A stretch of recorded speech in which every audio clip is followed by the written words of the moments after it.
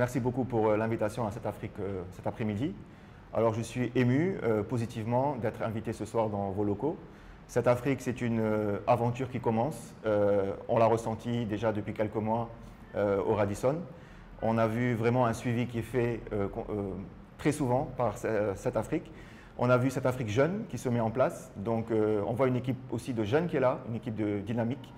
Donc, l'impression que j'ai, c'est merci beaucoup de m'accepter aussi au sein de cette Afrique pour des interviews que vous jugerez peut-être utiles. En tout cas, moi, ce que je peux dire, c'est que cette Afrique devient un média d'utilité parce que c'est un média qui va aujourd'hui montrer un peu aux jeunes certains vecteurs d'activité qui pourraient être porteurs d'emploi, porteurs de richesse à travers le Sénégal. Et on est arrivé justement à point aujourd'hui, quand on parle de PSE, on est arrivé au point aujourd'hui de passer le relais à la jeunesse. Donc merci cette Afrique aussi pour ça. Mon parcours, très brièvement, je suis né ici au Sénégal en 1981 et j'ai fait toute ma scolarité ici au Sénégal et toutes mes études aussi au Sénégal. Je n'ai pas accepté d'aller à l'extérieur parce que déjà mon rêve c'était de faire de l'aviation civile. Ce que parfois les parents, vous savez, nos coutumes au Sénégal, comment elles sont, les parents ont refusé. Donc j'ai fait du commerce. Et donc très tôt, j'ai quitté les études et j'ai rejoint Orca sur l'avenue Blaise Diagne, où j'ai été un des piliers justement de la mise en place de Orca avec ma famille, la famille Kawar. Et j'ai ensuite été frappé par une passion pour l'environnement et la météorologie. J'ai donc aussi créé des pages dans les réseaux sociaux afin aujourd'hui de trouver des passionnés, mais aussi qu'on discute ensemble sur le changement climatique et qu'on puisse apporter certaines solutions parce qu'on est un pays sahélien. J'ai aussi, dans les années 2014-2013, pensé à créer beaucoup plus d'emplois. Parce que le commerce, c'est vrai que ça crée beaucoup d'emplois, mais le commerce, c'est aussi quelque part une sortie des devises. Parce qu'on va payer les fournisseurs sur des produits finis à l'extérieur, et donc le pays va perdre des devises et des richesses. Donc je me suis dit, pourquoi pas des industries, et pourquoi pas des industries porteuses de centaines d'emplois. Et pourquoi pas non plus des industries vertes, donc des industries de recyclage. Et donc, j'ai eu l'idée et aussi l'opportunité de mettre en place ici au Sénégal une grande industrie, une grande fonderie aux normes internationales qui s'appelle Fabrimetal Sénégal, qui aujourd'hui utilise toute la ferraille produite au Sénégal et qui va la transformer et qui va en faire un produit de qualité, ce qu'on appelle ici au Sénégal familièrement fer importé. Donc ce fer n'est plus aujourd'hui, on n'a plus besoin de l'importer, on le fabrique maintenant ici au Sénégal, il est certifié SGS, il est certifié aussi ISO environnement, ISO qualité. Et il est pourvoyeur d'emplois, donc ce sont 600 emplois directs et plus de 4000 emplois indirects qui tournent autour de Fabrimetal.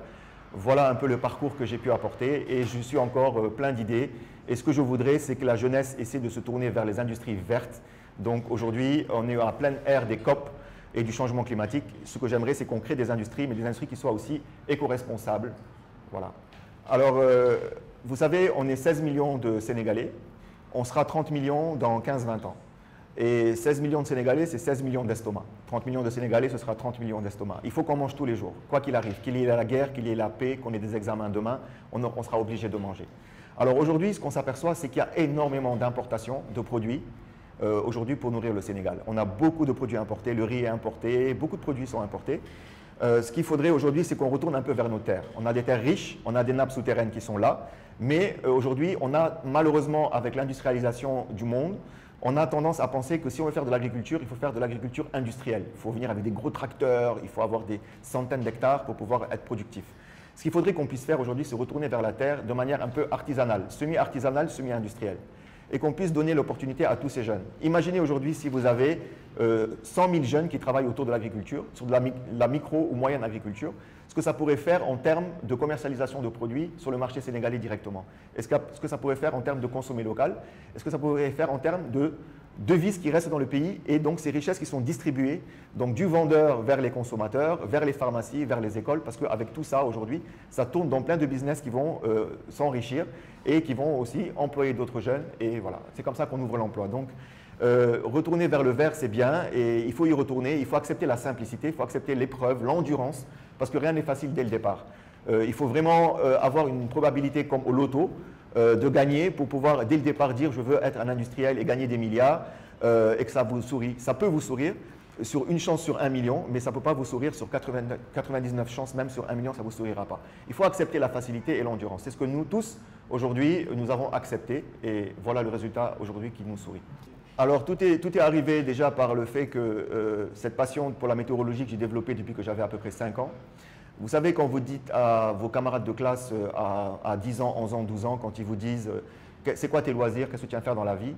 Quand vous leur dites moi j'aime les nuages, tout de suite c'est mais ça ne va pas, qu'est-ce qu'il a? Pourquoi les nuages? Il y a tellement de choses à faire sur Terre et lui c'est juste des petits cotons blancs qui volent dans le ciel qu'il regarde. Pourquoi? Donc c'est des choses après qui font des frustrations. C'est des choses qu'on a envie de partager mais qu'on n'arrive pas. Avec l'ère d'Internet, on va chercher des passionnés et on va en trouver quelques-uns.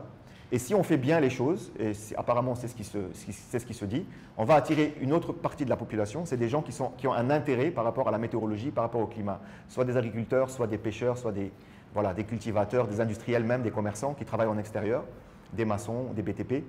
Et tout de suite, on va voir qu'il y a une utilité publique qui est faite à travers les informations qu'on fournit. Et là, il y a une flamme qui se crée, c'est une flamme patriotique, elle arrive toute seule. Quand on aime son pays, quand on aime son drapeau, cette flamme, elle se ravive toute seule. Et on éprouve ce besoin, pas cette envie, mais c'est un besoin finalement, de vouloir éveiller les consciences. Quand aussi on s'informe à travers les médias de la fuite aujourd'hui de cerveaux sénégalais par des pirogues pour partir en Europe parce qu'ils n'ont plus rien au niveau des terres, tout cela nous motive aujourd'hui à se dire on ne veut pas voir ces jeunes mourir en mer, on ne veut pas voir ces jeunes quitter même leur pays, quitter même leur famille pour partir. On voudrait qu'ils restent là, on voudrait qu'ils soient heureux de vivre au Sénégal comme nous. On ne l'a pas choisi, c'est Dieu qui a choisi de nous faire naître ici.